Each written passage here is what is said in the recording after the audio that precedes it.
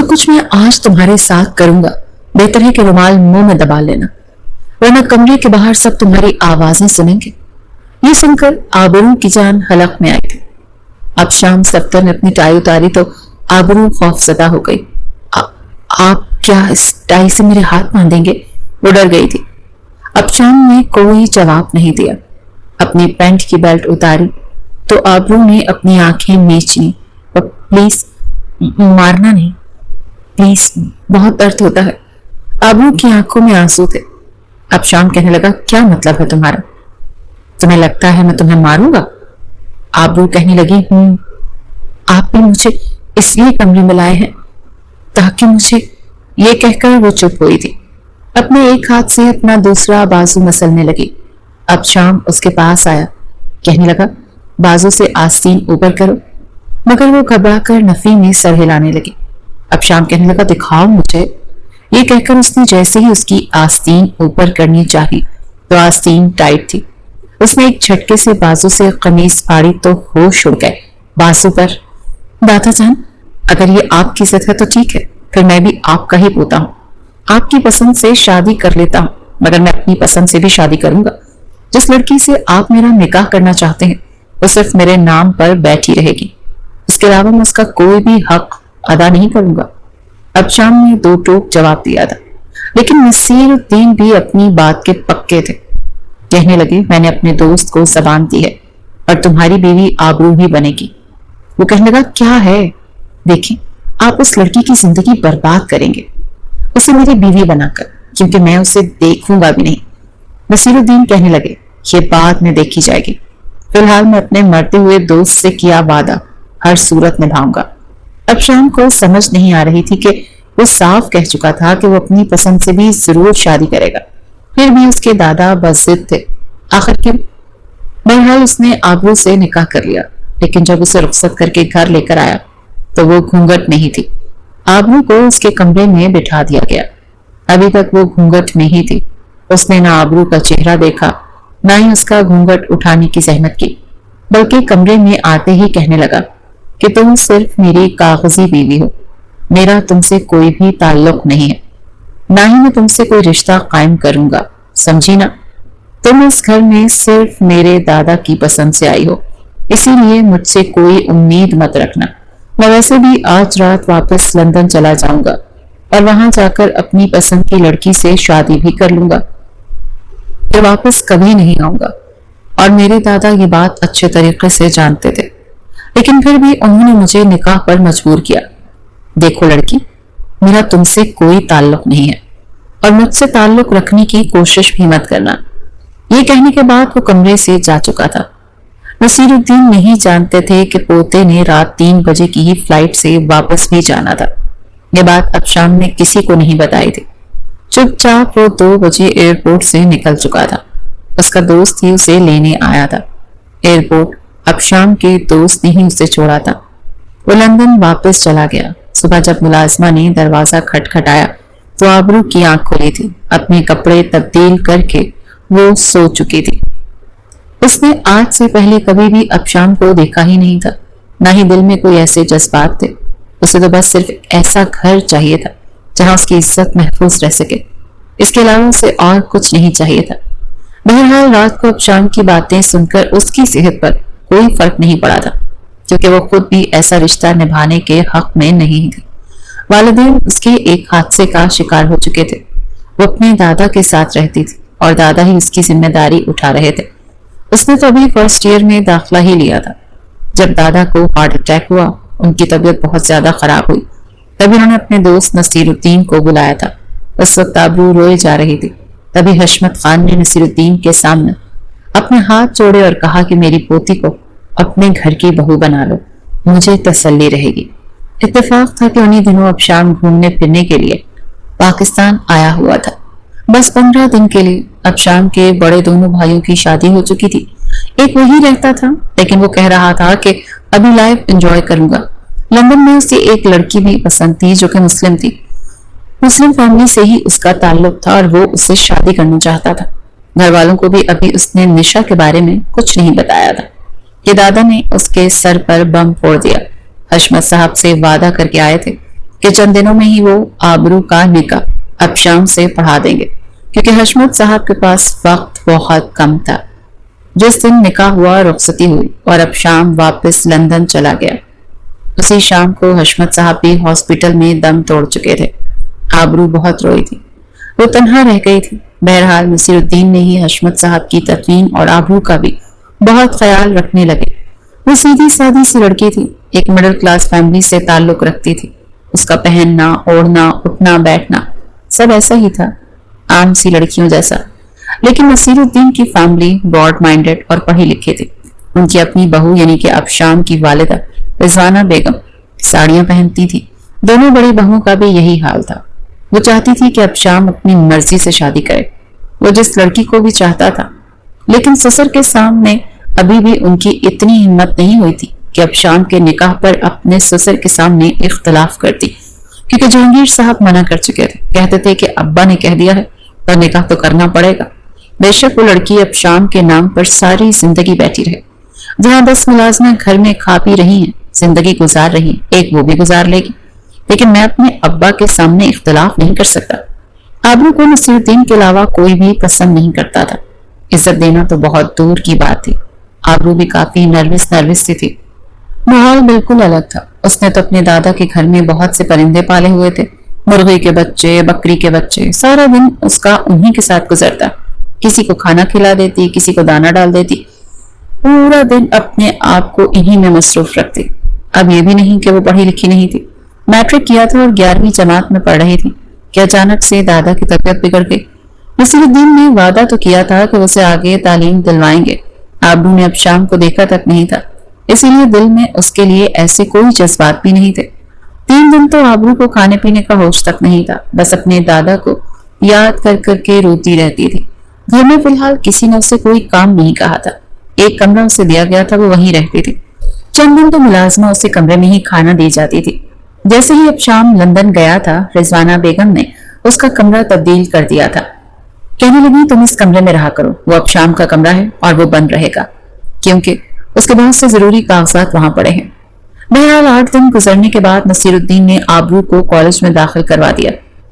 اب وہ ڈرائیور کے ساتھ کالج جاتی اور واپس آتی تو کوئی بھی اس سے سیدھے منہ بات نہیں کرتا تھا۔ اب شام کی دونوں بھابیاں اسے حقارت کی نظر سے دیکھتی تھیں، جیسے وہ کوئی گری پڑی چیز ہے۔ ظاہری سی بات ہے، جب شوہر ہی بیوی کو شادی کی پہلی رات چھوڑ کر چلا جائے اور اس سے نفرت کا اظہار کرے تو اس کی فیملی اس لڑکی کو کہاں عزت دیتی ہے۔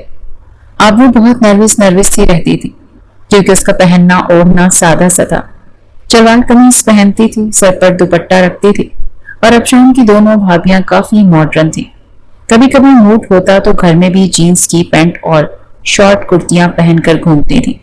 دوپٹہ تو لینا انہیں یاد ہی نہیں رہتا تھا۔ بہرحال چند دن تو ایسا چلتا رہا، لیکن پھر نصیر الدین ایک بار خود آبرو کو مارکیٹ لے گئے، برانڈ سے اچھے کپڑے دلوا کر دیے۔ کہنے لگے کہ تم اس گھر کی ملازمہ نہیں ہو جو اتنے سادے کپڑے پہنتی ہو، ارے مہنگے اور اچھے کپڑے پہنا کرو، اس گھر کی بہو ہو۔ ایک نصیر الدین تھے جو آبرو کو پیار بھی کرتے تھے اور عزت بھی دیتے تھے، اسی لیے اپنے دن کا زیادہ تر وقت وہ نصیر الدین کے ساتھ گزارنے لگی۔ وہ انہیں دادا جی کہتی تھی۔ نصیر الدین کا کھانا پینا، ان کی دوائیوں کا خیال رکھنے لگی۔ کہنے لگی دادا جی مجھے پرندے پالنے کا شوق ہے، مجھے بکری کے بچے بہت اچھے لگتے ہیں۔ میرے دادا جی کے گھر میں سب چیزیں تھیں، لیکن جب مجھے آپ کے ساتھ آنا پڑا تو میں سب کچھ اپنی پڑوس میں اپنی سہیلی کو دے کر آ گئی۔ کیا میں یہاں یہ سب پال سکتی ہوں؟ نصیر الدین کہنے لگے کیوں نہیں، پوری چھت خالی ہے، تم جتنے چاہے پرندوں کے پنجرے کہو گی میں منگوا دوں گا۔ وہ خوش ہو گئی۔ نصیر الدین نے اوپر چھت پر پنجرے رکھوا دیے جہاں آسٹریلین اور رنگ برنگے قسم کے طوطے تھے۔ اب شام کا زیادہ تر وقت آبرو چھت پر اپنے پرندوں کے ساتھ ہی گزارتی تھی۔ جب ایک بار اب شام سے بڑے بھائی اسفر کی نظر اس پر پڑی، اتفاق تھا کہ وہ فون کے سگنل نہ ہونے کی وجہ سے چھت پر آیا تھا اور وہاں فون پر باتیں کر رہا تھا۔ جب اس نے کھلکھلاتی ہنسی کی آواز سنی، پلٹ کر دیکھا تو ایک خوبصورت لڑکی تھی جس کی کمر تک کھلے بال دیکھ کر وہ فون پر بات کرنا ہی بھول گیا تھا۔ آج تک اس نے آبرو کو دیکھا ہی نہیں تھا، بس یہ پتا تھا کہ اب شام کا نکاح زبردستی دادا جی نے ایک غریب لڑکی سے کروا دیا، جو کہ صرف ایک کاغذی نکاح ہے۔ وہ لڑکی اس گھر میں بے ضروری سامان کی طرح پڑی رہے گی۔ आबरू की उसकी जानिब पुश थी। वो परिंदों से बातें कर रही थी, उन्हें दाना डाल रही थी, यूं जैसे वो परिंदे उसकी बात को समझ रहे हैं और बातों का जवाब दे रहे हैं। कुछ देर वो उस लड़की को बड़ी महवियत से देखता रहा। वो लड़की मशरकी हुस्न से माला माल थी, सादगी में भी कमाल का हुस्न रखती थी। असवर ने फोन जेब में रखा और चलता हुआ बिल्कुल आबरू के पीछे खड़ा हो गया। कहने लगा, ए लड़की, क्या कर रही हो यहाँ? अपने हपक से एक मर्दाना आवाज सुनकर आबरू बुरी तरह से उछली थी। जैसे ही पलटकर देखा तो बुरी तरह से घबरा गई थी। सर पे दुपट्टा लिया और कहने लगी, अस्सलाम वालेकुम भाई। उसको पता था कि असफर और इमरान अबशाब के बड़े भाई हैं। वो कहने लगा, यहाँ क्या कर रही हो? कौन हो तुम? और मैं तुम्हारा भाई कहाँ से हो गया? वो अभी भी ठीक से ये नहीं जानता था कि ये लड़की वही है जो अबशाम की बीवी है या कोई और है, कोई मुलाजमा है। वो कहने लगी, वो आप रिश्ते में मेरे जेठ लगते हैं तो मैं आपको भाई ही कहूंगी ना। ये सुनकर असफर हंसने लगा। कहने लगा, कौन सा जेठ? जब मेरा भाई तुम्हें अपनी बीवी ही नहीं मानता तो मैं तुम्हारा जेठ कहाँ से हो गया? ये कहकर उसने अगले ही लम्हे आबरू का हाथ पकड़ा। आबरू तो घबरा गई। कहने लगी, ये आप क्या कर रहे हैं? मेरा हाथ छोड़े। कहने लगा, अगर तुम चाहो तो मैं तुम्हें खुश रख सकता हूँ। देखो ना, सारी जिंदगी तुम मेरे भाई के नाम पर कैसे गुजार सकती हो। अब शाम तो लंदन से वापस आने का इरादा ही नहीं रखता, और इस जवानी में अपने जज्बात संभालना किसी भी लड़की के लिए आसान नहीं होता। देखो, किसी को कानों कान खबर भी नहीं होगी। ऐसी बातें वो पहली बार सुन रही थी। बुरी तरह से डर गई थी। जल्दी से अपना हाथ छुड़वाकर सीढ़ियां फलांगते हुए नीचे उतरी और नसीरुद्दीन के कमरे में गई। वो सब सो रहे थे। पहली बार बेसाख्ता उसकी आंखों से आंसू बह रहे थे। उसने सोचा भी नहीं था कि इस घर में उसको इस किस्म की बातें भी सुननी पड़ेंगी, जैसे वो अपना महफूज मकाम समझ रही थी। उसने अपनी सिस्तियों को अपना हाथ मुंह पर रखकर दबाया था। समझ नहीं पा रही थी कि उसे ये बात नसीरुद्दीन को बतानी चाहिए या नहीं बतानी चाहिए। अगले रोज जैसे ही वो कॉलेज से वापस आई तो काफी चुप चुप सी थी। रात के खाने पर सब लोग टेबल पर होते थे, लेकिन उसकी कोशिश होती थी कि खाना अपने कमरे में खाए या फिर नसीरुद्दीन के कमरे में खा लिया करे। लेकिन आज तो वो भी टेबल पर बैठे थे, इसीलिए कहने लगे, आबरू बेटा इधर आओ, खाना हमारे साथ बैठकर खाया करो। नसीरुद्दीन ने उसे अपने बराबर में बिठा लिया और ऐन सामने कुर्सी पर असफर बैठा था और उसको बड़ी वारफ्तगी से देख रहा था। आबरू कंफ्यूज सी होने लगी। हालांकि असफर के बराबर में उसकी बीवी बैठी थी, लेकिन नजरें उसकी आबरू की तरफ ही थी। असफर अपना हाथ आबरू के पैर के ऊपर रख चुका था। वो बुरी तरह से झिझकी तो वो मुस्कुराने लगा। आबरू ने अपना पांव पीछे कर लिया, फिर छत की तरफ इशारा करने लगा कि छत पर आओ, तुमसे काम है। लेकिन वो नजरें झुकाए चुपचाप खाना खाते रहे। नसीरुद्दीन ही उसे पूछते रहे कि बेटा कॉलेज में तुम्हारा दिल तो लग गया? वो कहने लगी, जी दादाजी। रिजवाना बेगम माथे पर बल डाले उसे देख रही थी। उनको वो लड़की एक आंख अच्छी नहीं लगती थी जो जबरदस्ती उनके गले पड़ी थी। वो सिर्फ नसीरुद्दीन की वजह से चुप थी, वरना शायद उसे घर से दाखिल भी ना होने देती, क्वार्टर में रखती। बहरहाल अगले रोज जब आबरू कॉलेज से बाहर आई तो ड्राइवर की जगह असफर गाड़ी में बैठा था और उसी का इंतजार कर रहा था। वो बुरी तरह से घबराई कि यह मुझे लेने क्यों आया, लेकिन बहरहाल उसे गाड़ी में बैठना था, घर जाना था। जैसे उसने पिछली नशिस्त का दरवाजा खोलना चाहा तो असफर ने फ्रंट सीट की तरफ इशारा किया और वहीं का लॉक भी खोला। वो असफर की गाड़ी के पास आई और कहने लगी, असफर भाई मैं पीछे बैठूंगी। वो कहने लगा, मैं तुम्हारा भाई नहीं हूं, इसीलिए आगे बैठो, तुमसे कुछ बात करनी है। वो बेहद नर्वस थी, क्या पता उन्हें क्या बात करनी है। बहरहाल आगे आकर बैठ गई क्योंकि उसे घर के रास्तों का पता नहीं था। आबरू ने अपना बैग बीच में रख लिया और खुद बिल्कुल खिड़की के साथ होकर बैठ गई। असफर ने जब उसे यूं देखा तो कहने लगा, सीधी होकर बैठो, खिड़की के साथ चिपक कर क्यों बैठी हो?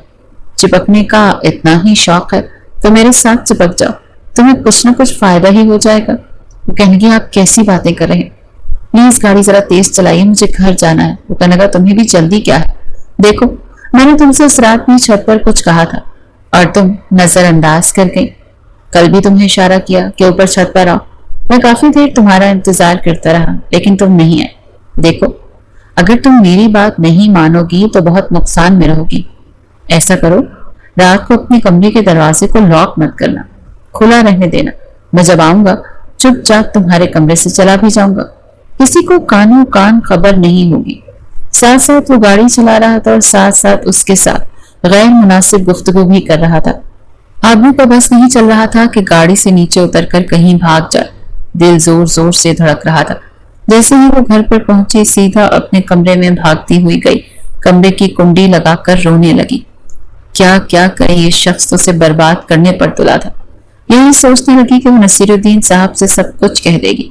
رات کو وہ سو رہی تھی تب اسے لگا کہ اس کے دروازے پر دستک ہو رہی ہے۔ یہ دیکھ کر تو اس کی جیسی جان نکلی تھی، لیکن چپ چاپ اپنا کمفرٹر لپیٹ کر آنکھیں میچ گئی تھی۔ لیکن کچھ دیر بعد اسے لگا جیسے کمرے کی کھڑکی کھلی ہے۔ اس کی تو گویا جان نکلی تھی۔ دروازہ تو اس نے اچھے سے لاک کیا تھا، لیکن کھڑکی کی طرف اس کا دھیان نہیں گیا تھا۔ اور ایسے بھی کھڑکیاں بنگلے کی پچھلی جانب کھلتی تھیں جہاں ملازمین کے کوارٹر وغیرہ بنے ہوئے تھے۔ آج تک کبھی کسی کی اتنی ہمت نہیں ہوئی تھی کہ اس کھڑکی کو کھولتا۔ کوئی اس کے کمرے میں آیا تھا اور آبرو کی گویا جان نکلی تھی۔ دل زور زور سے دھڑکنے لگا جب اسے اصغر کی آواز آئی۔ کہنے لگا، کہا تھا نا تم سے دروازہ لاک مت کرنا۔ تم کیا سمجھتی ہو دروازہ بند کرو گی تو کیا میں تم تک پہنچ نہیں پاؤں گا؟ اٹھ کر بیٹھ گئی، اپنا دوپٹہ خود پر لپیٹا اور کہنے لگی، خدا کے لیے آپ یہاں سے چلے جائیں، میں اس قسم کی لڑکی نہیں ہوں۔ بس پھر اس نے جیب سے سگریٹ نکالی اور سلگانے لگا اور کہنے لگا، لیکن میں تو اسی قسم کا آدمی ہوں۔ تمہیں پتا ہے اس بنگلے کی کئی ملازمین کو میں ایسے ہی خوش کرتا ہوں، ساتھ میں پیسے بھی دے دیتا ہوں۔ اس نے اپنی آنکھ ونک کر کے کہا۔ وہ کہنے لگی، میں آپ کی بہنوں جیسی، خدا کے لیے آپ جائیں یہاں سے۔ اثر کی بات سن کر تو وہ ڈر گئی، کہنے لگا، چلو شاباش، مجھے خوش کرو، میں تمہیں پورے 10,000 دوں گا۔ آبرو کہنے لگی، اگر آپ یہاں سے نہیں گئے تو میں شور مچا دوں گی۔ یہ کہتے ہی اس نے چلانا شروع کر دیا، بچاؤ بچاؤ کہنا شروع کر دیا۔ اصغر تو بری طرح سے گھبرا کر کھڑکی سے باہر بھاگا تھا۔ جلدی سے آبرو نے کھڑکی بند کی، دھڑکتے دل کے ساتھ دروازہ کھولا۔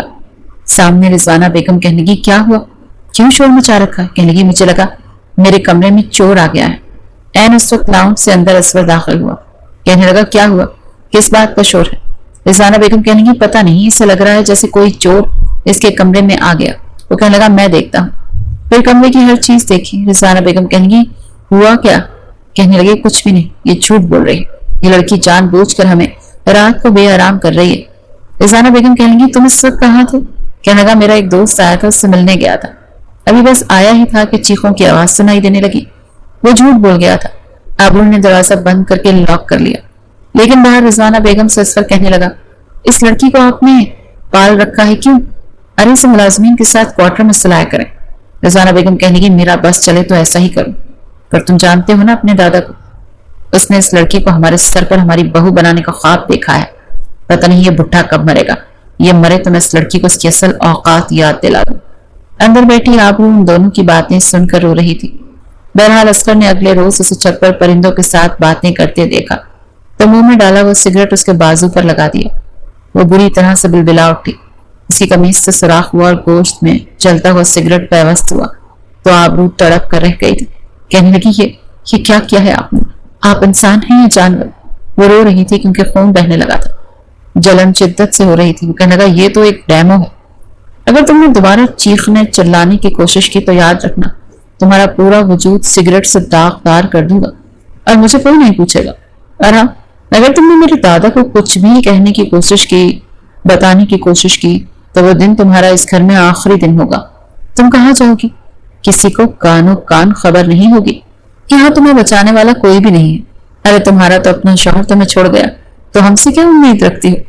میں تو پھر تم پر احسان کر رہا ہوں، تمہارے جذبات بھی ٹھنڈے رہیں گے اور تم بھی اس گھر میں بصیر ہوگی، ورنہ میں جا کے ڈرائیور مالی میں سے کسی بھی ملازم کے ساتھ تمہیں بدنام کر دوں گا، تو جو دادا تمہیں عزت سے یہاں لائے ہیں وہی دھکے دے کر نکال دیں گے۔ یہ سن کر آبرو بے حد گھبرا گئی تھی، ڈر گئی تھی، جلدی سے نیچے چلی گئی، اپنے کمرے میں جا کر رونے لگی کہ وہ کس بڑی مصیبت میں پھنس گئی۔ اب اسے احساس ہوا تھا کہ شوہر پاس نہ ہو اور عزت نہ دے تو عورت کو نہ تو تحفظ ملتا ہے نہ ہی عزت ملتی ہے، بلکہ اپنی عزت کا خوف ہی رہتا ہے۔ لیکن بار بار اصغر کا اصرار ہونے لگا کہ وہ اس کی خواہش کو پورا کرے۔ جب بھی وہ انکار کرتی تو وہ بہانے بہانے سے کبھی کچن میں چلا جاتا، جلتا سگریٹ اس کی کمر پر لگا دیتا اور وہ تڑپ کر رہ جاتی، لیکن اف بھی نہیں کر سکتی تھی۔ وہ اتنی ہوشیاری سے یہ سب کچھ کرتا کہ کسی کی نظروں میں نہیں آتا تھا۔ چاہتا تھا کہ آبرو اپنی زبان بند کرے اور اس کے بعد بھی مان لے۔ ایک دن نصیرالدین صاحب کی طبیعت بگڑی، ان کے سینے میں بہت شدت سے درد اٹھا، ویسے بھی دل کے مریض تھے، ہاسپٹل جاتے جاتے دم توڑ چکے تھے۔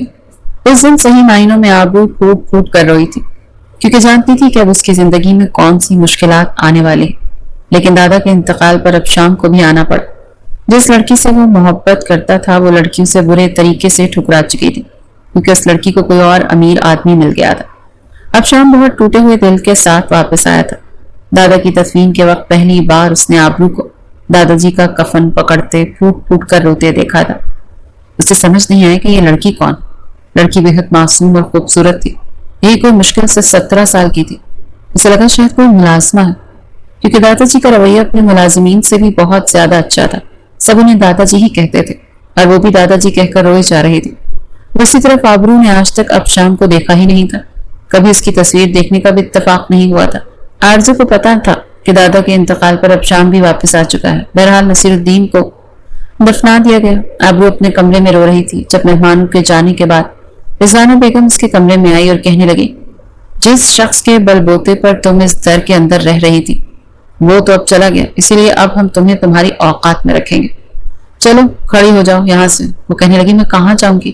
آبرو کو لگا شاید رضوانہ بیگم اسے گھر سے دھکے دے کر نکال دیں گی۔ کہنے لگی، جاؤ جا کے کوارٹر میں لیٹو اور آج کے بعد کوارٹر میں ہی رہنا، گھر کے چھوٹے موٹے کام آج کے بعد تم کرو گی۔ وہ اپنی الماری سے کپڑے اور کتابیں اپنا بیگ اٹھا کر باہر گئی۔ ملازمہ نے اسے کوارٹر بھی دکھا دیا جہاں اس نے اپنے کپڑے الماری میں رکھے۔ چھوٹا سا کمرہ، ایک چارپائی بچھی ہوئی تھی، ایک چھوٹا سا ٹیبل اور کرسی بھی تھی۔ ٹیبل پر اس نے اپنا بیگ رکھا، سوچنے لگی پتہ نہیں اب اس کو زندگی میں اور کون کون سی مشکلات دیکھنی پڑیں گی، پتہ نہیں آگے پڑھ بھی پائے گی یا نہیں۔ بہرحال اور دن گزر چکا تھا، گھر کے چھوٹے موٹے کام وہ کر رہی تھی۔ اب شام کی نظر اس پر پڑی تو اسے لگا واقعی یہ لڑکی کوئی ملازمہ ہے، لیکن لڑکی بہت خوبصورت تھی۔ اب تک اس نے کہیں بھی اپنی بیوی پر نظر نہیں آ رہی تھی جس کو اس کے دادا نے زبردستی اس کے ساتھ باندھ دیا تھا۔ ایک بار اس نے رضوانہ بیگم سے پوچھا، کہنے لگا، موم کیا وہ لڑکی واپس چلی گئی؟ رضوانہ بیگم کہنے لگی، کون سی لڑکی؟ اب شام کہنے لگا، وہی جس سے دادا جی نے میرا نکاح کروایا تھا، ان کے دوست کی پوتی۔ رضوانہ بیگم نے حیرت سے اسے دیکھا، کہنے لگی، کیا تم نے کبھی اسے نہیں دیکھا؟ کہنے لگا، نہیں، گھونگھٹ میں تھی، میں تو دروازے سے باتیں سنا کر باہر نکل گیا تھا، میں نے اسے نہیں دیکھا۔ رضوانہ بیگم نے سکون کا سانس لیا تھا، کہنے لگی، ہاں وہ چلی گئی، کسی لڑکے کے ساتھ اس کا چکر چل رہا تھا۔ اب شام نے بھی دوبارہ نہیں پوچھا۔ ایک بار صبح جاگنگ کے لیے اپنا ٹریک سوٹ پہن کر باہر نکلا تو دیکھا وہی لڑکی یونیفارم میں چوکیدار سے باتیں کر رہی تھی۔ کہنے لگی، چوکیدار بابا مجھے بتائے نا یہاں مین روڈ سے میرے کالج کون سی بس جائے گی؟ وہ کہنے لگے، بٹیا مجھے کیا پتا تمہارا کالج کہاں ہے؟ تبھی اب شام چلتا ہوا اس کے پاس آیا، کہنے لگا، آپ خود کیوں نہیں چھوڑاتے اسے کالج؟ ابھی تو یہاں کسی پہریداری کی ضرورت نہیں ہے، جائیں اسے چھوڑائیں۔ چوکیدار کہنے لگا، جی میں چھوڑ آتا ہوں۔ اب شام کو لگا شاید وہ چوکیدار کی بیٹی۔ چوکیدار اسے مین روڈ پر لے گیا، پھر کسی سے پوچھا کہ گرلز کالج کون سی بس جائے گی۔ آبرو کو اس کی مطلوبہ بس میں بٹھا کر واپسی کا کرایہ بھی چوکیدار نے دیا، کیونکہ جانتے تھے کہ وہ اس گھر کی بہو ہے اور وہ بھی جانتا تھا کہ گھر والوں کا رویہ اس کے ساتھ کیسا ہے۔ کالج تو آبرو چلی گئی تھی لیکن واپسی میں سمجھ نہیں آ رہا تھا کہ کس بس میں بیٹھ کر آئی تھی، اس لیے بس اسٹاپ پر کھڑی بہت گھبرائی ہوئی تھی۔ ایک پل بارش شروع ہو گئی، وہ بھیگ چکی تھی، رو بھی رہی تھی کہ اب کیا کرے، کہاں جائے اور کہاں نہیں۔ اتفاق تھا کہ اب شام اپنی گاڑی میں وہیں سے گزر رہا تھا۔ آبرو کو دیکھ کر گاڑی اس کے پاس کھڑی کر دی۔ اب شام کو دیکھ کر آبرو گھبرا گئی، اسے نہیں پتا تھا کہ وہ کون ہے، بس یہ پتا تھا کہ کوئی مہمان ان کے گھر پر آیا ہے۔ اب شام نے کھڑکی کا شیشہ نیچے کیا، کہنے لگا، گاڑی میں بیٹھو، میں بھی گھر جا رہا ہوں۔ کہنے لگی، نہیں مجھے کسی کے ساتھ نہیں جانا، بس مجھے بتا دیں کہ گھر تک کون سی بس جاتی ہے، مجھے بس کا نام نہیں پتا۔ وہ کہنے لگا، گاڑی میں بیٹھ جاؤ، میں چھوڑ دیتا ہوں، میں ویسے بھی گھر ہی جا رہا ہوں۔ وہ پچھلی نشست پر بیٹھ گئی، بے حد گھبرائے ہوئے تھی۔ اب شام جب گھر پہنچا تو لان میں ہی اس کی والدہ کھڑی تھی۔ جیسے ہی انہوں نے گاڑی سے اترتے ہوئے آبرو کو دیکھا تو اس پر چلانے لگی، کہاں دفع ہو گئی تھی تم، کس سے پوچھ کر کالج گئی تھی؟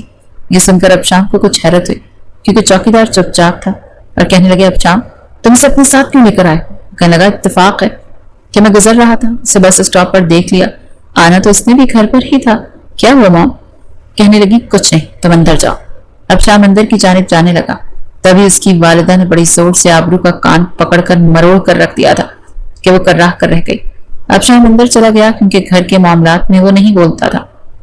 اب وہ دیکھتا تھا کہ اس کی بھابیاں، اس کی والدہ اس لڑکی پر ہر وقت چیختی پکارتی رہتی تھی، پتہ نہیں اس لڑکی کو کام کرنا نہیں آتا تھا बहरहाल वो अपने वालिद के ऑफिस में आने जाने लगा। पता नहीं क्यों उसे आबरू इतनी भी कसूरवार नहीं लगती थी, लेकिन घर की मुलाजिम थी इसलिए वो बोलते कुछ नहीं थे। मगर एक बार वकील साहब ने उसके सर पर बम फोड़ दिया। कहने लगे, नसीर साहब ने अपनी वसीयत लिखवाई थी और कहा था बात मैं सबको सुना दूं। मैं ये वसीयत आपके घर में बैठकर सब अफराद के सामने ही सुनाऊंगा। इसलिए वकील साहब घर आ गए। सब बैठे थे सिवाय आबरू के। अब शाम तो ये तक नहीं मालूम था कि जिससे उसने निकाह किया उसका नाम आबरू। वकील साहब कहने लगे, क्या सब मौजूद हैं? तो रिजवाना बेगम कहने लगी, हाँ जी सब मौजूद हैं। वकील साहब आपने जो कहना है वो कहें। वो कहने लगे, ये आबरू कौन? ये सुनकर रिजवाना के माथे पर बल पड़े और जहांगीर साहब के भी। कहने लगे, वकील साहब उसका क्या काम है? हम नसीरुद्दीन की सही औलाद हैं। वो कहने लगे, वो भी शायद आपके बेटी की बीवी है। वसीयत में जो कुछ लिखा है उसके मुताबिक आबरू का यहाँ होना लाजिम है। ये सुनकर अब शाम कुछ हैरान हुआ। कहने लगा, वो लड़की तो शायद इससे पहले वो कुछ और बोलता रिजवाना बेगम ने चुप करवा दिया। कहने लगी, सकीना अम्मा जरा आबरू को लेकर आए। ये सुनकर अब शाम जरूर हैरान रह गया था, क्योंकि उसकी वालदा तो कह रही थी वो घर में होती ही नहीं, किसी के साथ भाग गई है। तो इस देर के बाद किचन से दुपट्टे से हाथ साफ करते हुए आबरू लाउंज में आई थी। वकील साहब ने नाक से चश्मा ऊपर करके गौर से देखकर कहने लगा, ये है आबरू? कहने लगे, जी हाँ। हैरत का झटका तो अब शाम को भी लगा था। वकील ने जब उसका सादा सा हुलिया देखा तो कहने लगे, बैठिए मिसेस आबरू अब शाम। आबरू बेहद नर्वस थी। रिजवाना बेगम की तरफ देखने लगी, जिनके माथे के बल उसे देखते ही पड़ जाते थे। कहने लगी, बैठो कुर्सी पर। वकील साहब के सामने रखी कुर्सी पर बैठ गई। अब शाम बिना आंखें झपकाए उसे ही देख रहा था। वकील ने कहा कि नसीरुद्दीन साहब ने अपनी सारी जायदाद इस लड़की के नाम लगा दी है। ये सुनकर तो सबके होश ही उड़ चुके थे। जहांगीर साहब हलक के बल चिल्लाए थे, व्हाट? अब्बा जान ऐसे कैसे कर सकते? सबको ही हैरत का बहुत जोर का झटका लगा। वो कहने लगे, जब तक ये लड़की नहीं चाहेगी ये अपनी जायदाद किसी के नाम नहीं लगा सकती, अपने शौहर के नाम भी नहीं। जब तक इस लड़की का साइन नहीं होगा बैंक से ना तो आप पैसा निकाल सकते हैं ना इस्तेमाल कर सकते हैं। और अगर इस लड़की के साथ किसी ने भी किसी किस्म की जबरदस्ती करने की कोशिश की तो नतीजा बहुत बुरा निकल सकता है। ये चाहे तो आप सब लोगों को बेदखल कर सकती है, क्योंकि ये मालिक है। ये सुनकर तो सबके होश उड़कर रह गए थे। वे कहने लगे, आबरू बताइए, आप इस घर में खुश तो हैं? आपको यहाँ कोई तकलीफ तो नहीं? आबरू ने जवाब नहीं दिया। फिर कहने लगा, ये अब शाम कौन है? अब शाम सामने आकर खड़ा हो गया। अब तक की सूरत हाल से वो हैरान और मुताज्जुब ही था। वो कहने लगे, आपके दादा की वसीयत के मुताबिक आपकी बीवी आपके साथ आपके कमरे में रहेगी और आप उसके किसी भी किस्म की हक तलफी नहीं करेंगे। अगर ये लड़की आपके बच्चे की माँ बन गई तो मसला हल है, और अगर नहीं बनी तो जब तक ये आपके बच्चे की माँ नहीं बन जाती आप सब लोग फूटी कौड़ी भी इस्तेमाल नहीं कर सकते। तो कहने लगा, आप इस लड़की के शौहर हैं, इसीलिए इसको इस घर में इज्जत दिलाना आपकी जिम्मेदारी है। देखें, इस लड़की की हुलियत से मुझे नहीं लग रहा कि इसके साथ इस घर में अच्छा सलूक हो रहा है। रिजवाना बेगम कहने लगी, ऐसी कोई बात नहीं, असल में इसे किचन के काम में बहुत दिलचस्पी है, और किचन का काम तो आपको पता है नए कपड़े तो पहन कर नहीं किया जा सकता, और अब शाम को किसी और के हाथ का खाना पसंद नहीं, वो अपनी बीवी के हाथ का ही खाना खाता है। अब शाम को पहली बार पता चला कि वो उसकी बीवी है, वरना वो तो उसे उसके घर की मुलाजमा ही समझ रहा था। वकील साहब कहने लगे, मैं अचानक यूं ही आ जाया करूंगा और देखूंगा कि वाकई ये लड़की इस घर में खुश है कि नहीं। बिना इत्तला के आऊंगा। जब मुझे ये तसल्ली हो जाएगी कि वाकई सब कुछ ठीक है और ये लड़की अपने शौहर के साथ खुश है, तो उस लड़की का साइन लेने के बाद आपको पैसे मिल सकते हैं। फिलहाल 2 महीने तक किसी को कोई पैसा नहीं मिलेगा। ये सुनकर सबके मुंह हैरत से खुले के खुले रह गए, क्योंकि जो कुछ था वो नसीरुद्दीन के अकाउंट में था। बेटों के अकाउंट में जो थोड़ी बहुत रकम थी उनकी अय्याशियों की नजर हो जाती थी। पोतों के अकाउंट्स में उनकी बीवियों की शॉपिंग से कुछ भी नहीं बचता था, और जहांगीर साहब के अकाउंट में तो सिर्फ 4-5 लाख थे। इतने तो वो 10 दिन में उड़ा देते थे। वकील साहब जा चुके थे। रिजवाना बेगम कहने की, मुझे पहले ही पता था आपका बाप कोई ना कोई मुसीबत हमारे गले में डालकर जाएगा। हमने तो सोचा था कि मर गया तो इस लड़की को उसकी औकात में रखेंगे, लेकिन आपका बाप जो कुछ करके गया है अच्छा नहीं करके गया। जहांगीर साहब तो सर पकड़े बैठे थे। कहने लगे, 2 महीने कैसे गुजारा होगा? अरे इस लड़की के साथ अच्छा रवैया रखो, अगर इसके मुंह से एक भी उल्टा लफ्ज निकल गया ना तो हम लोग बर्बाद हो जाएंगे, हमारा दिवालिया निकल जाएगा। रिजवाना बेगम तो पेचोताप खाकर अपने कमरे में जा चुकी थी। असर और उसकी बीवी, इमरान और उसकी बीवी भी अपने अपने कमरों में चले गए थे। पूरा लाउंज खाली हो चुका था, बस आबरू कुर्सी पर बैठी थी और अब शाम उसे ही देखे जा रहा था। दादा ने भी उसे बड़ी बुरी तरह से फंसा के रख दिया। वो तो फिलहाल उसे बीवी ही कबूल करने के लिए तैयार नहीं था, फिर बच्चा। अब शाम भी अपने कमरे में चला गया, लेकिन नींद उसे भी नहीं आई थी, क्योंकि उसकी वालिदा ने तो उसे झूठ बोला था।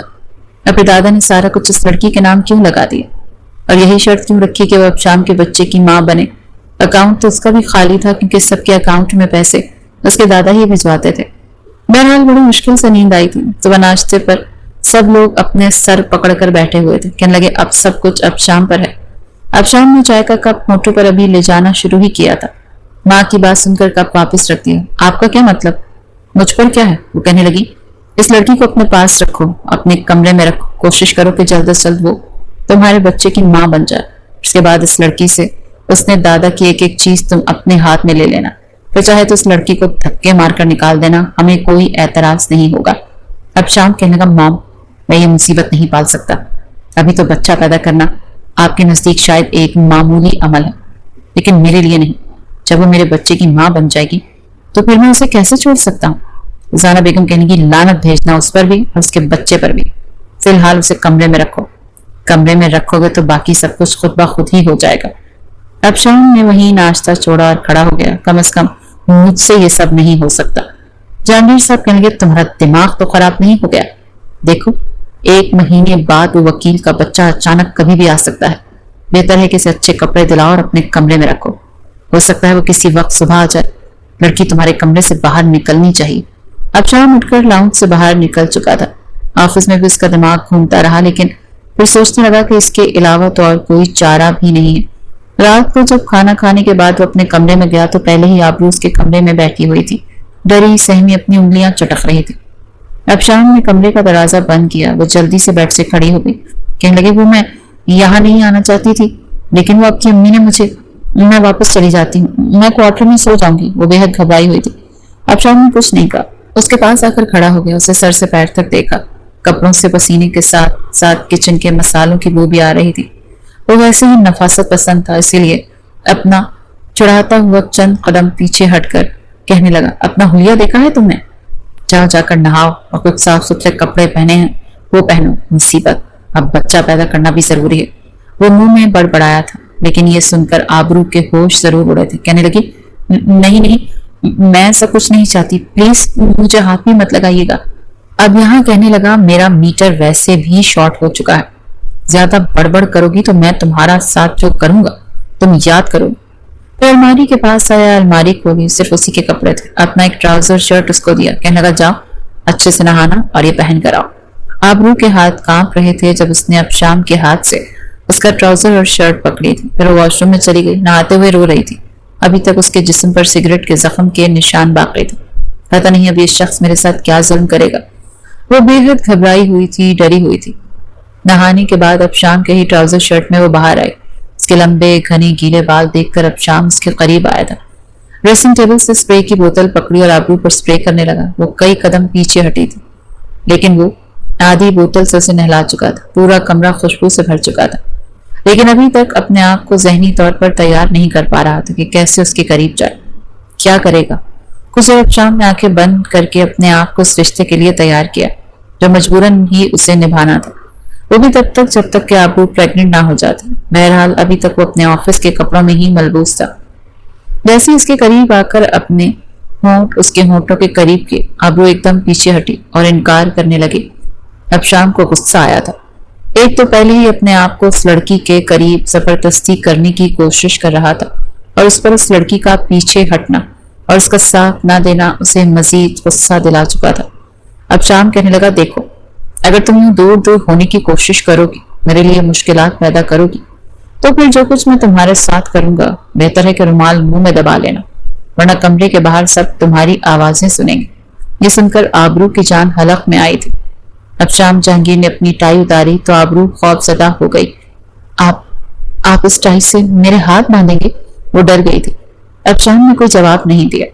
اپنی پینٹ کی بیلٹ اتاری تو آبرو اپنی آنکھیں میچ گئی۔ پلیز مارنا مت، بہت درد ہوتا ہے۔ آبرو کی آنکھوں میں آنسو تھے۔ اب شام کہنے لگا کیا مطلب ہے تمہارا؟ تمہیں لگتا ہے کہ میں تمہیں ماروں گا؟ آبرو کہنے لگی آپ بھی مجھے اسی لیے کمرے میں لائے ہیں تاکہ مجھے، یہ کہہ کر وہ چپ ہوئی تھی، اپنے ایک ہاتھ سے اپنا دوسرا بازو مسلنے لگی۔ اب شام اس کے پاس آیا، کہنے لگا بازو سے آستین اوپر کرو، مگر وہ گھبرا کر نفی میں سر ہلانے لگی۔ شام کہنے لگا دکھاؤ مجھے، یہ کہہ کر اس نے جیسے اس کی آستین اوپر کرنی چاہی تو آستین ٹائٹ تھی۔ اس نے ایک جھٹکے سے بازو سے شرٹ پھاڑی تو ہوش اڑ گئے۔ बाजू पर। अगली सुबह जब वो उठा तो देखा कि आबरू बड़ी बेखबरी से सो रही है। बाल उसके खुले हुए थे। अब शाम न चाहते हुए भी उसके बारे में सोचने लगा। बड़ी बेजरर सी लड़की थी, सबके जुल्म और ज्यादती बड़ी खामोशी से बर्दाश्त कर रही थी। शाम को अपने भाई पर बड़ा गुस्सा भी आया और अफसोस भी हुआ। उसके घर वाले इस लड़की के बारे में क्या सोच रखते थे? सिर्फ पैसा हासिल करने के लिए वो उस लड़की से रिश्ता कायम करने के लिए कह रहे थे कि वो बच्चा पैदा करे और सब कुछ अपने नाम करवाने के बाद अब शाम आबरू को बच्चे समेत बेघर कर दे और वो दर दर की ठोकरें खाए। अपने दादा का फैसला अब शाम को कुछ इतना भी गैर मुनासिब नहीं लग रहा था। जिस लड़की से अब शाम ने मोहब्बत की थी, चंद पैसों की खातिर उसे ठोकर मारकर जा चुकी थी। उसकी 2 साल की मोहब्बत को भुला चुकी थी। बहरहाल अब शाम उसके पास आया और बेड पर बैठ गया। आबरू के बाल उसके चेहरे पर बिखरे हुए थे। अपनी शहादत की उंगली से उसने आबरू के बालों को पीछे किया तो आबरू हड़बड़ा कर उठ बैठी। अब शाम को अपने बराबर में बैठे देखा तो जल्दी से उठकर बैठ गई। जल्दी से अपने बालों को लपेटकर जूड़ा बना लिए।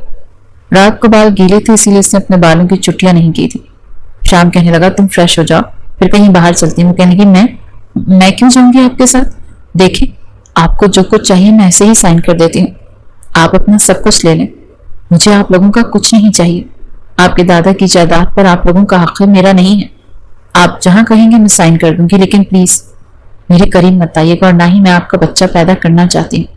आप लोग तो मुझे बाहर निकाल देंगे, मेरे साथ साथ एक नन्हा सा वजूद भी बेआसरा हो जाएगा। देखें, मैं आपको कुछ नहीं कहूंगी।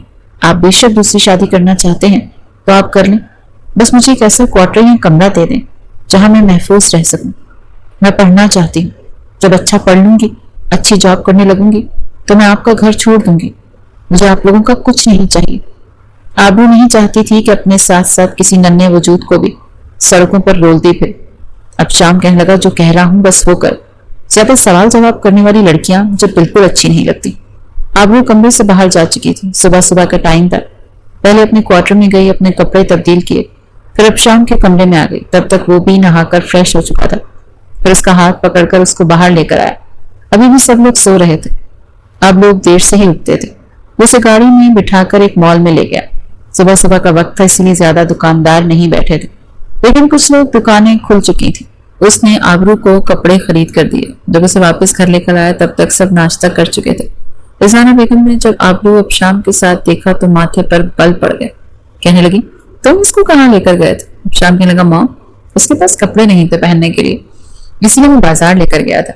फिर आबरू से कहने लगा जाओ आबरू, तुम कमरे में जाओ, ये सारे कपड़े अलमारी में हैंगर कर दो। वो चुपचाप चली गई। रिजवाना बेगम कहने लगी तुम्हें क्या जरूरत पड़ी है इसको इतना सर चढ़ाने की? वो कहने लगा ठीक है, मैं सर पर नहीं पढ़ाता, वकील आएगा पूछेगा तो क्या जवाब देंगी आप? ठीक है, मैं नहीं रखता इसका ख्याल। अगर वकील ने पूछा कि अभी भी आबरू पुराने कपड़ों में है तो जवाब आप दे दीजिएगा। ये सुनकर रिजवाना बेगम कहने लगी नहीं नहीं, तुम बिल्कुल ठीक कर रहे। वो कहने लगा सिर्फ मैं इसके साथ ठीक नहीं रहूंगा, आपको भी अपना रवैया बेहतर करना पड़ेगा जैसा कि बहुओं के साथ रखा जाता है। रिजवाना बेगम ने भी हामी भर ली थी। शाम को जब ऑफिस से अब शाम वापस आया तो सब लोग अपने अपने कमरों में थे। लाउंज में सिर्फ डिनर के लिए ही सब इकट्ठे होते थे। उसे लगा इससे पहले कि वो अपने कमरे में जाता, उसे लगा जैसे बावर्ची खाने में किसी मर्द की आवाज आ रही है। अब शाम दबे पांव जब किचन में गया तो असफर आबरू के करीब खड़ा उसे धमकाने की कोशिश कर रहा था। अब शाम को तो जैसे आग लगी। बुलंद लहजे में बोला कि क्या कर रहे हैं आप भाई? अब शाम की आवाज सुनकर असफर का तो जैसे रंग उड़ा था।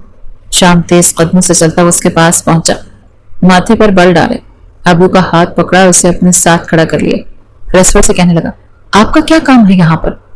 क्या आपकी बीवी यहाँ काम करती है जो आप किचन में आए हैं? असफर तो बुरी तरह से बौखला के कहने लगा वो मैं तो मुलाजिमा को चाहिए कहने आया था चाय का। अब शाम कहने लगा मैं देख चुका हूं कि आप क्या कर रहे थे। आपकी हिम्मत कैसे हुई मेरी बीवी के पास खड़े होने की? देखें भाई, मैं आपकी बीवी की बहुत इज्जत करता हूँ। आज तक मैंने कभी आपकी बीवी को या इमरान भाई की बीवी को आंख उठाकर नहीं देखा। इन्हें अपनी बहनें समझता हूँ, लिहाजा मेरी बीवी पर अगर किसी ने गलत नजर डाली तो मैं भूल जाऊंगा कि मेरा आपसे रिश्ता क्या है। खबरदार, जब मैंने आपको आइंदा आबरू के आस पास भी देखा, आपका कोई हक नहीं है कि आप यहाँ पर खड़े हैं। बावर्ची खाने में औरतों का काम होता है, मर्दों का नहीं। बहुत बुरे तरीके से अब शाम ने असफर से बात की थी। असफर हैरान रह गया। उसे उम्मीद नहीं थी कि अब शाम यूं भी उससे बात कर सकता है। وہ جلدی سے باہر نکل گیا۔ اب شام آبرو سے کہنے لگا اگر دوبارہ یہ شخص تمہیں کچھ بھی کہے تو تم بے شک اس کے منہ پر تھپڑ مار دینا، باقی سب میں خود سنبھال لوں گا۔ آبرو تو اسے حیرت سے دیکھے جا رہی تھی۔ پہلی بار لگا کہ واقعی کوئی ہے جو اس کی حفاظت کرنے والا ہے۔ پھر اب شام کہنے لگا تم یہاں کیا کر رہی؟ جب میری دو بڑی بھابیاں باورچی خانے کا رخ نہیں کرتی، کوئی کام نہیں کرتا، پانی تک اٹھ کر نہیں پیتی، تو تم اس گھر کی ملازمہ نہیں ہو؟